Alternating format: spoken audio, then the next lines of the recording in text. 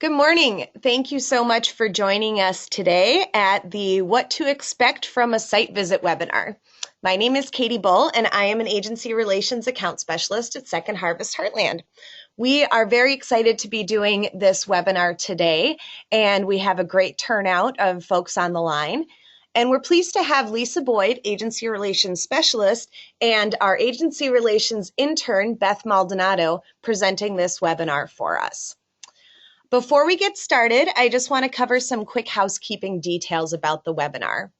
All of your lines are muted, so you don't need to worry about any background noise.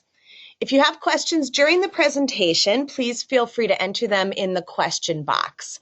This is located in the control panel, which is that box that's to the right of your screen.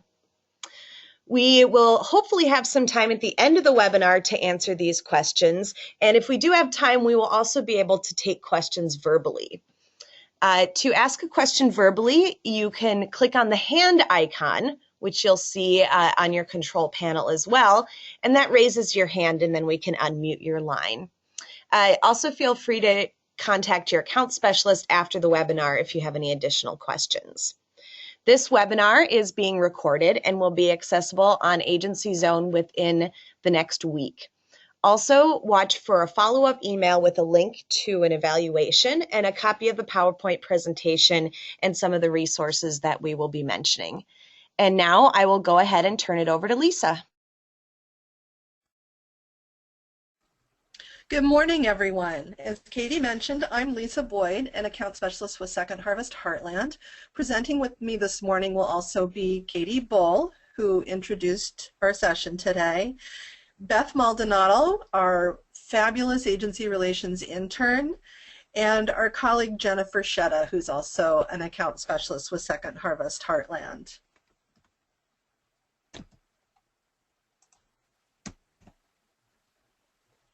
So I want to thank everyone for participating in the webinar today. We really appreciate the time that you're taking to find out more about site visits.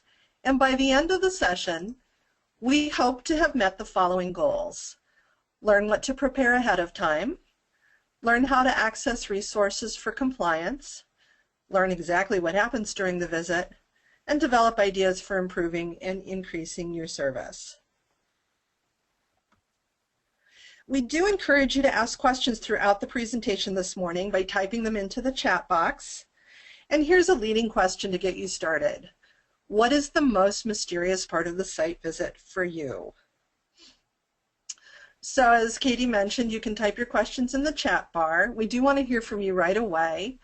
We do hope we'll probably cover everything you might want to ask during the presentation, but time permitting, we'll address your questions at the end if they haven't already been answered, or we'll follow up with an email for anything that we don't have time to cover. So why do we do site visits? In order to protect the clients we serve, in order to protect the integrity of our organizations and our donors, to fulfill our obligations with Feeding America, as an opportunity to connect with and collaborate with agency partners, and as outlined in the partnership agreement. So we really do see this site visits process as part of the partnership, as a collaboration. We want to be able to work with you to make sure you have the resources you need to work safely and effectively. And we are also required to do biannual site visits as part of our relationship with Feeding America, which is our national food bank network. We want to make sure that we're not seen as the food police. We really want you to be in a position to serve the clients who need our food services, and that's always going to be our goal, is to keep those programs going.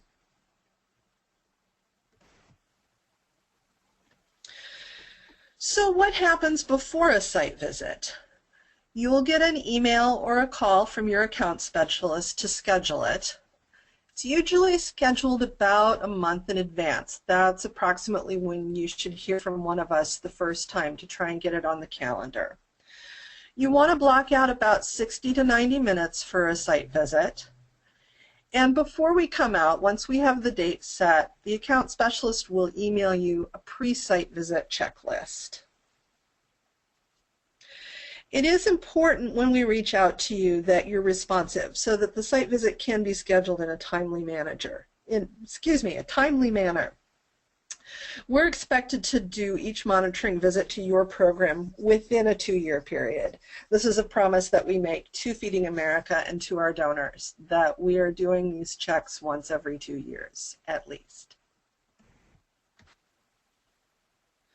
So what can you do to have a successful site visit? You want to make sure that you've been in touch with your account specialist in response to the request for the visit, and then communicate with them about the details.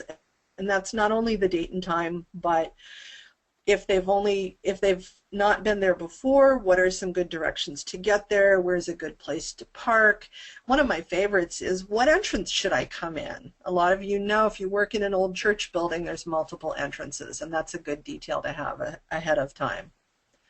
You want to review the pre-site visit checklist and ask any questions ahead of time, especially if there's documentation you need to have and you're not sure you're using the right document.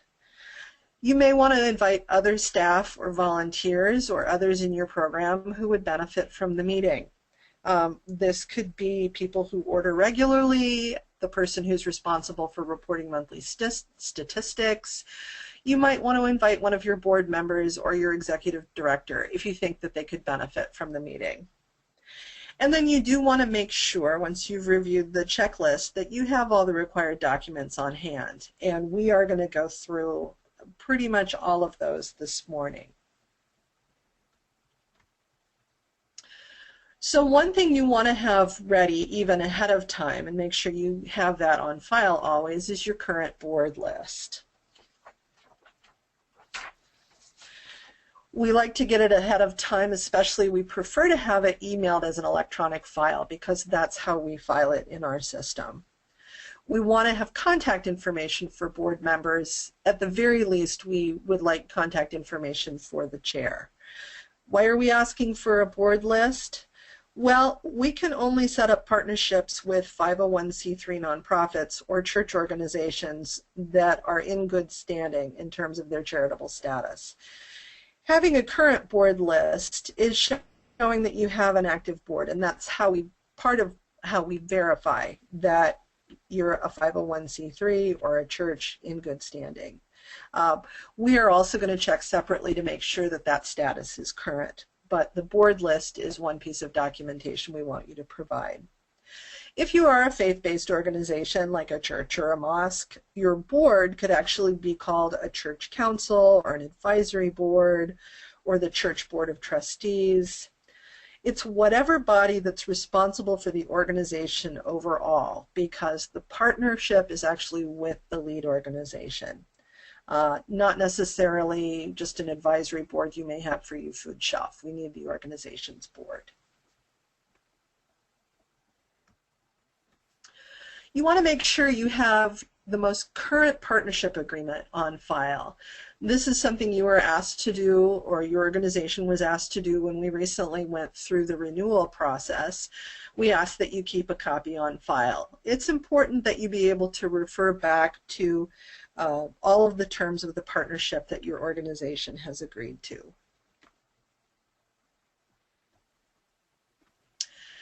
And we're going to begin asking that you make sure you have about a year's worth of your invoices for the orders that you've placed with Second Harvest Heartland. There's a number of reasons to have these on file going back at least a year. They're very helpful in terms of recall tracking. If there's an emergency recall, you can quick pull recent invoices and see if you actually ordered the product from us that's being recalled. It's a good way to keep track of what you order. If you're trying to report back to someone in your organization about how much purchased item you got from us versus donated versus TFAP, if you're a TFAP program, these records will show you that at a glance. And it's just a good accounting practice. You can keep paper files certainly, but if you have a practice for scanning them and keeping them electronically, that's fine too. We're going to start asking to see that you have 1 year's worth of temperature logs. I'm sure that everyone who's participating in the webinar today is regularly logging the temperatures for their coolers and their freezers, and you're doing it every week, every day you're open, year-round. But I can't tell you how many times I've discovered when I go out to a site visit that, oh, they just started keeping the logs the week before the site visit after I sent them the checklist. And so we're going to start verifying that this is a consistent practice. It is important for food safety reasons. Another new expectation under the current partnership agreement is that 75% of your beneficiaries are low income or in crisis. And so we're going to ask that you verify this at least once a year. For a TFAP authorized program, this is already happening as part of their intake process, but for other types of programs, you might want to do an annual survey. It might work to do a brief intake each time you do your program, whether it's a food distribution or a meal program. But we want you to have a written record.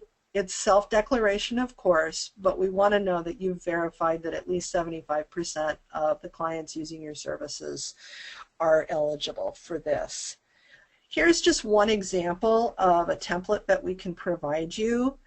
This is a quick and simple intake process where clients can indicate, yes, they meet the income guidelines.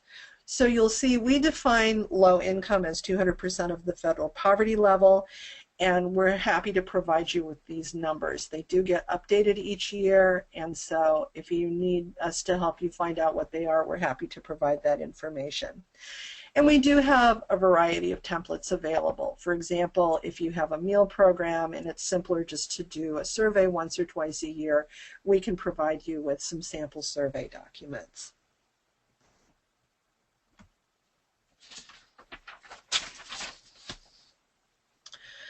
So at least one person directly involved in your food program should have the appropriate level of food safety training. We only ask that you always have a food safety trained person designated, and if that person changes, please make sure that the new person is trained. So this is not necessarily an annual requirement. It's really more one time for the person who is responsible for food safety. So we won't be checking expiration dates necessarily. The type of training is going to depend on what kind of program you have, whether it's a church-based meal program or a homeless shelter with a licensed kitchen or a food shelf or some other kind of grocery distribution. And we have a list of resources available for different types of food safety training. What you see here is a certificate that was generated for somebody who participated in our food safety training for food shelves webinar this past February. But for someone who's required to have a certified food safety manager's license, we'll just check to see that the designated person has that license.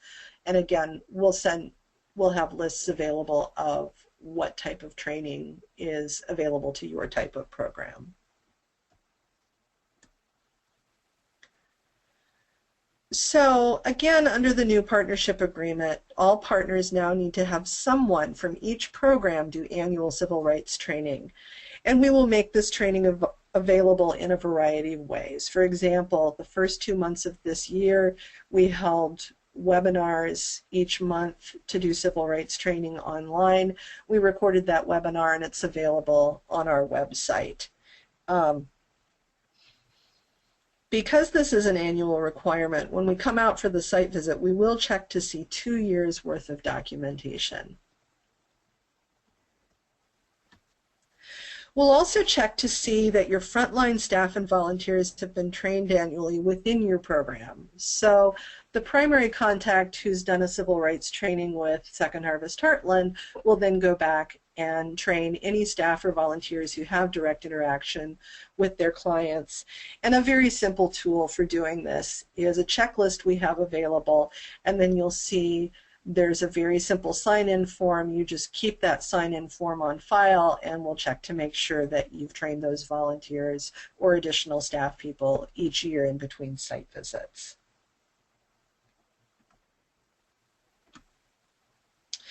If your program is TFAP authorized, here's a list of additional documents that you will need to show during the site visit. The And Justice for All poster needs to be displayed. A grievance procedure should be displayed. There should be an Americans with Disabilities Act plan on file, how to accommodate people with disabilities within your program. And there should be a limited English proficiency plan on file showing how you accommodate people who don't necessarily speak English, but they're still eligible to access your program. We'll make sure you're using the current versions of the TFAP eligibility form, that's the intake form I referred to earlier, and a data privacy warning notice, also known as the Tennyson warning. This is something required by the state of Minnesota. And the state also requires that you make SNAP and other food support information available to your clients. SNAP stands for Supplemental Nutrition Assistance Program, formerly known as food stamps.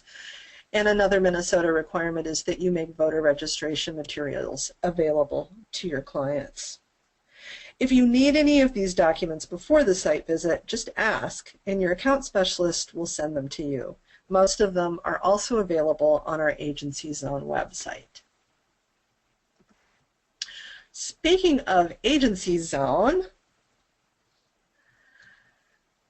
here's a page where we've added a lot of these resources. I'm just going to quickly click.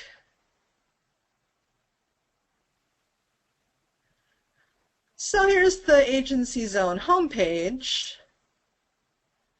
And right over here in the navigation panel is the resources link. And a lot of these are here, including about the partnership and even the TFAP page.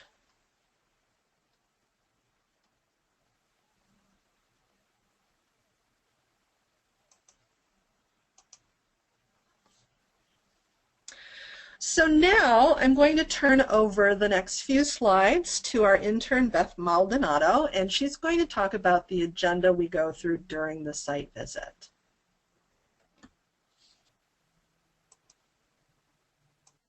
Hi. So when preparing for a site visit, the agenda that we intend to go over, the conversation we intend to have is one, to update the contact information, verify program details, schedules, and things like that, review of follow-up items from the previous visit, review client access practices, and review documentation with you. So we'll check to make sure that we have current information on billing and program contacts, authorized shoppers, people that are authorized to pick up, delivery contacts, and site contacts. If your program schedule has changed or if you're doing your intake differently, we'll take note of that. We'll go over any items that are needed to be addressed from the previous site visit 2 years before, and it'll be an opportunity to review all the documents mentioned above.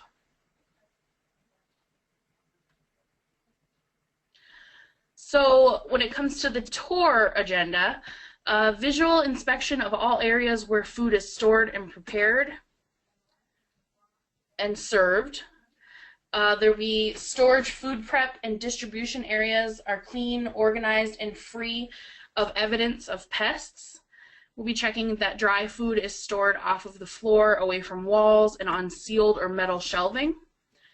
That refrigerators and freezers have thermometers and that the readings are at safe temperatures. And we'll be checking to see that non-food items and toxic chemicals are stored separate from one another and below any food items. We want all chemicals kept below anything edible.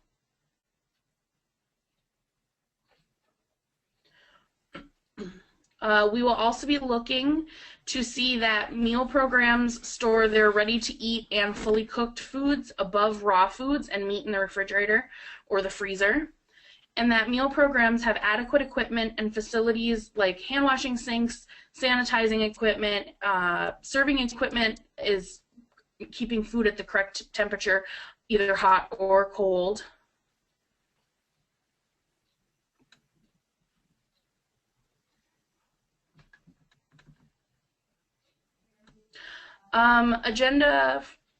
Further agenda for review of food safety practices. We're going to identify who is food safety trained for your program. We'll have conversation about food safety practices that are shared within the program, conversations about our recall process, conversations about our safe food transportation process, and conversations about inventory management.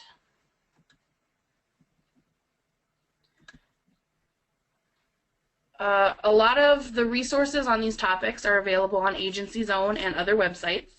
You can talk to your account specialist about any of these subjects or other matters that you may want to bring up, and you can also, they can send you additional resources afterwards.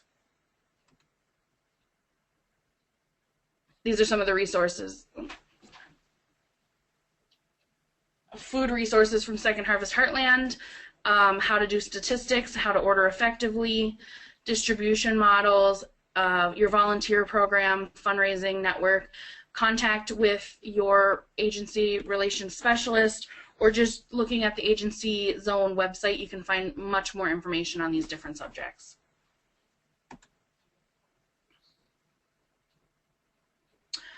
So at the end of the visit, your account specialist will review any items where follow-up actions are needed, such as putting thermometers in coolers or providing a board list, and they'll let you know how soon that this needs to happen. They may be able to provide you with some resources on the spot, and things like the Justice for All poster or any other like templates for things that you may need, and they can certainly send you the resources right away after the visit. As you have seen, a lot of these materials are available also on Agency's own website.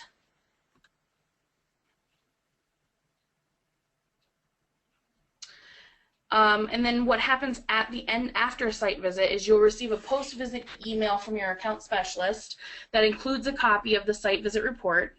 And if there's any follow-up needed, then program contact will respond in writing or email with verification of completion, and the account specialist will confirm that the follow-up is complete and the program is in good standing and that the site visit is concluded.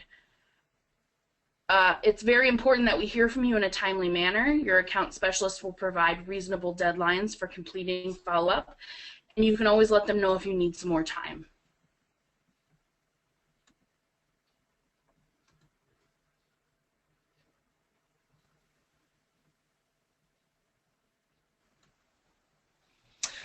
So when you get to the end of the site visit and your account specialist says, well, there's a couple of follow-up items, you may be asking, why us? We thought we did everything right. So know that having some follow-up items is often a very routine part of the site visit process and not necessarily an indication that there's anything wrong with the way you're doing your program. However, we do always want to ensure that we are protecting the integrity of clients, partners, donors, and the hunger relief system as a whole. And by hunger relief system, that includes the food bank, the Feeding America network, food shelves, meal programs, food donors, etc. So we at Second Harvest want to make sure we're doing our due diligence, but we also really do see this as an opportunity to connect with you in your food programs and provide you with any resources you need to do the best job possible. And now I'll turn things over to my colleague Jennifer Shetta to take us through the first of 2 case studies.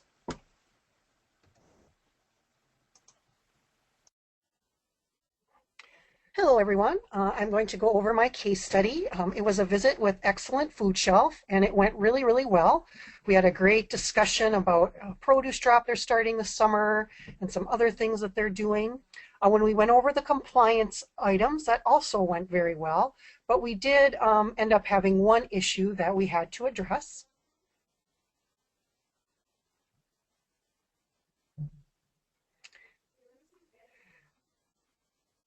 When we were visiting the storage area, I did notice that some food was being stored directly on the ground.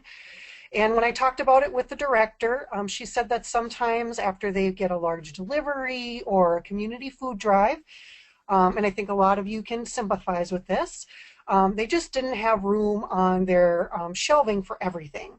So we talked about it. We discussed that keeping food off the ground by at least 6 inches is a food safety requirement. So we talked about things that they might be able to do to get that food off the ground in those cases when they were really full in their storage area. Clean pallets could be used, and maybe they just needed some additional shelving. But we really needed to find a way to get that food up off the ground all the time. We talked about it. The director agreed that she would find a solution. She did, of course, want to speak to her team about what would work best.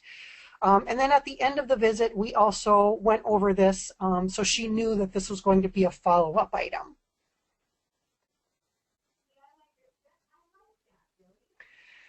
So after the visit, our process is to follow up with an email. So I did send her an email thanking her for the visit, and then I did document then that one follow-up item that we had, which was getting the food up off the ground. And then I also asked her to get back to me within a certain time frame so that I could close out the visit and document this. So I gave her 10 business days to find a solution and then to confirm that food would no longer be stored on the ground. So then on May 12th, within the time frame I had allotted, Jane did get back to me. She was able to secure some shelving through a donation, and now we'll have no more need to store food on the ground. So she confirmed that in the email, and so then I was able to respond back to her that I did receive this and that she has completed her follow-up items. I put this in her electronic file and closed out the visit. And then everything was done.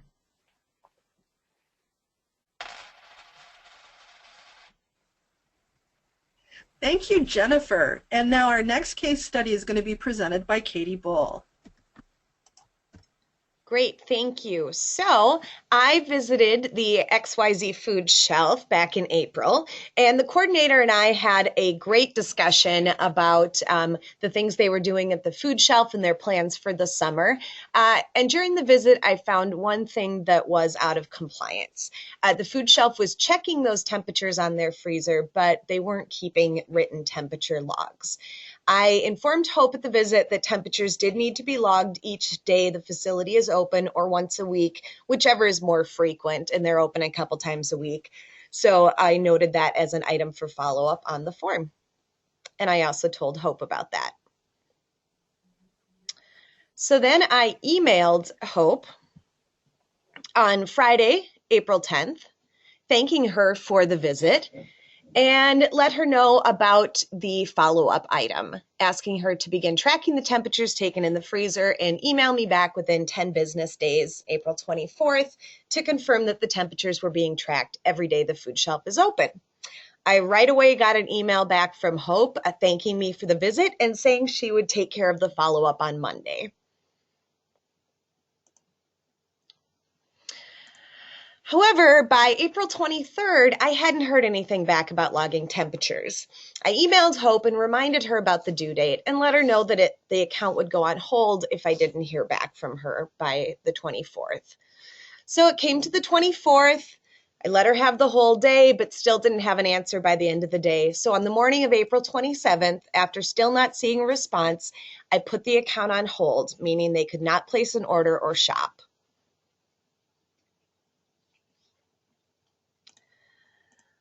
On Thursday, I got a call from Hope stating that her assistant had tried to order on Agency Express and wasn't able to. There was a message that popped up saying the account was on hold for other reasons. So she didn't know exactly what that message meant, and I told Hope that I had put the account on hold because I hadn't heard back from her on the site visit follow-up regarding the temperature logs. And Hope said, "Oh, I took care of that at the beginning of last week. We've been doing it every Monday, Wednesday, and Friday when we're open." I thanked her for her diligence in recording temperatures, but I told her that we did need a documented follow-up, and I hadn't gotten an email response from her yet.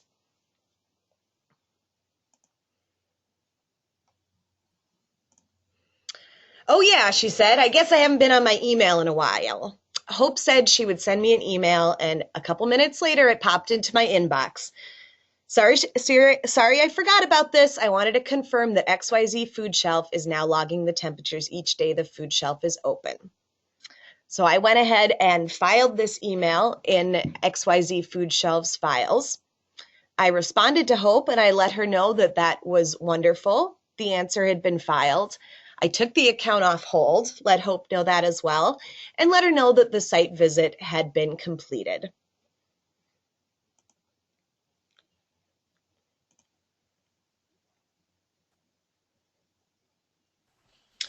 Thank you, Katie.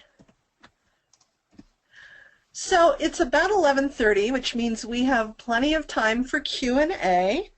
And so we'll look at any questions presented during the presentation. And you can also indicate that you'd like to ask a question directly. And Katie Bull is going to be moderating this. Great. Thank you, Lisa. So we do have a few questions that have come in throughout the webinar, and I want to encourage you to please keep putting in any questions that you have in the questions box.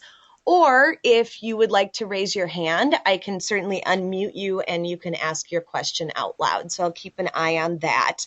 So Lisa, the first question here is, we do civil rights training annually with all staff, and training is provided through our corporate office. It is stored off-site. Do we need to redo the training with Second Harvest, or do these records this training work for civil rights? Let's start you off with kind of a difficult one here. A simple question. Yes. Although I do a lot of work with the civil rights training, and that's a very good question. So the first thing we would really want to verify is how closely does the civil rights training that you're doing through your organization match the civil rights training that we're doing. And it very well could be that you're going to need to do the Second Harvest Heartland training separately, because a lot of the information in that presentation is very specifically tied not only to the USDA commodities that are distributed through the TFAP programs, but also donated food and emergency food access in general. And that may be slightly different than a corporate training that's about good civil rights practices within your organization. So my first thought is, yes, you may need to do both trainings. However, what that means then is you can have one person from your emergency food program do the training directly through Second Harvest Heartland, either during the annual webinar or after it's recorded. You can just do it online at your convenience. Anyone else in your program who does have direct contact with the clients can either do the online training or they can just sign off on that checklist. Great, thank you. So another question here, you had mentioned client access practices as something that would be talked about in the site visit, and I'm wondering if you could, the question is if you can talk a little bit more about what are client access practices? So client access can mean a number of different things. It tends to start with what is your intake process, especially if you're like a food shelf or a mass produce distribution and you're handing out groceries, and you're expected by Second Harvest Heartland and others to keep track of everybody you're serving. And so you may either have a very simple intake process at a produce distribution. It could just be that you are having people sign a sheet, or you're even just doing a verbal quick interview, how many people in your family, how many kids, how many seniors, because we're expected to report these numbers back to Second Harvest Heartland. Or for a TFAP authorized food shelf, they have to have their clients sign the TFAP eligibility form and the data privacy warning once a year. They may ask them to put down address information, and they need to know the household composition, again, so they can keep track of those age demographics. But you always want to make sure that that we can review how you're doing that to make sure that's an open process. It's not overly burdensome for your clients. You're not asking them to do things like prove their income. You really can't do that in an emergency food program. It has to be self-declaration, things like that. Another thing we might look at in terms of client access is how you're doing the distribution or how you're providing the meal. For a food shelf, are you pre-bagging the groceries, or is it a version of client choice where they can fill out a shopping list, or is it what we might refer to as full client shopping, client choice? At the moment, each of our food shelf partners may have a slightly different practice, but we really strongly encourage client choice. So we'll talk with you about those processes in terms of your intake, how the clients take the food that they're being provided, whether it's client choice or pre-bagged groceries. And then we might also talk a little bit with you about the kind of outreach that you're doing. As a way of example, sometimes I've met with smaller programs and I ask them, how do you do outreach? How do you let people know about your food shelf program? And quite often the answer is, oh, it's word of mouth. Everybody knows about us.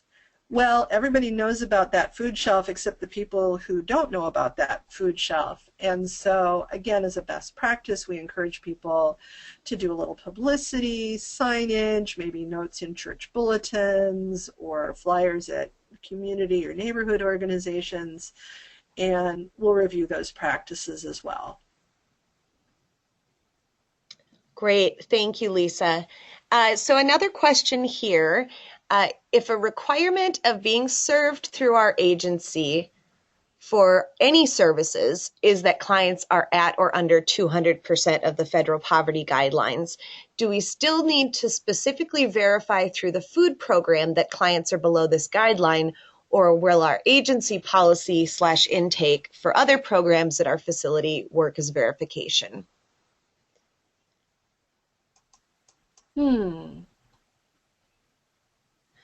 So I think the question is around, if you're doing some kind of other intake for your full program.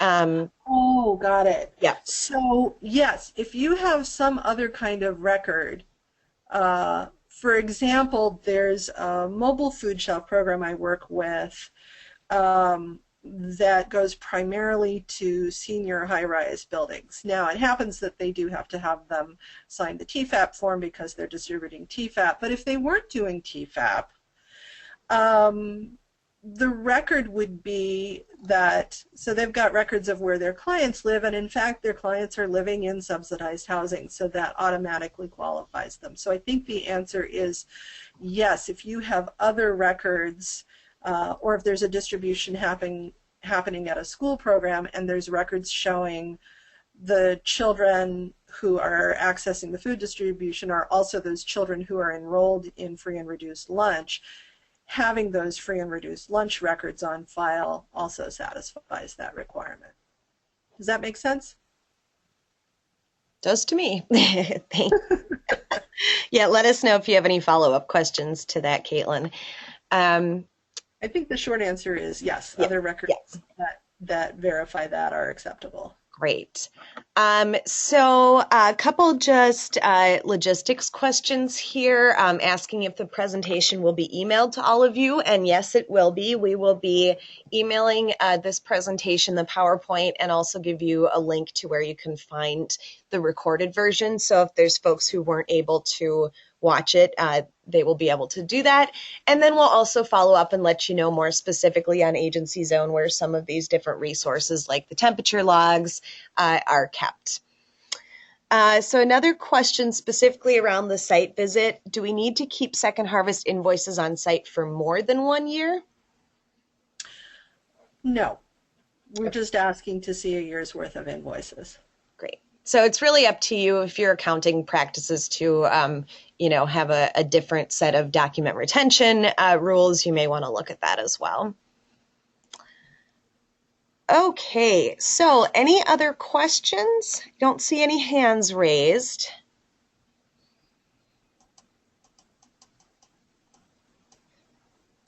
And it looks like we've gotten to everything else. Katie, I'm seeing some other questions here. Oh, there's the... Oh, here's a question, Lisa. If an agency does not have two years worth of temperature logs or a year worth of invoices on site, what will happen? That's another really good question.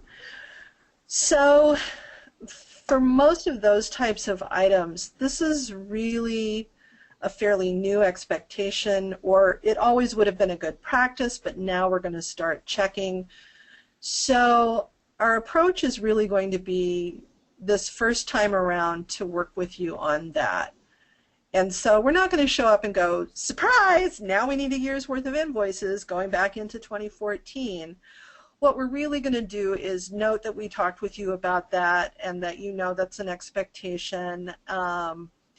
And so probably our note will read something to the effect of, this information was provided and no follow-up is needed. However, now that we've explained all of that to you, the very next time that we come out, we will expect to see a full year of invoices, a full year of temperature logs, and 2 years from now, if that's still an issue, that will be follow-up that needs to be taken care of. And that will be noted on the report.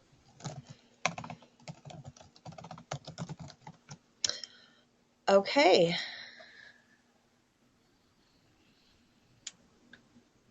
So if there are no other questions, I think that concludes our webinar this morning.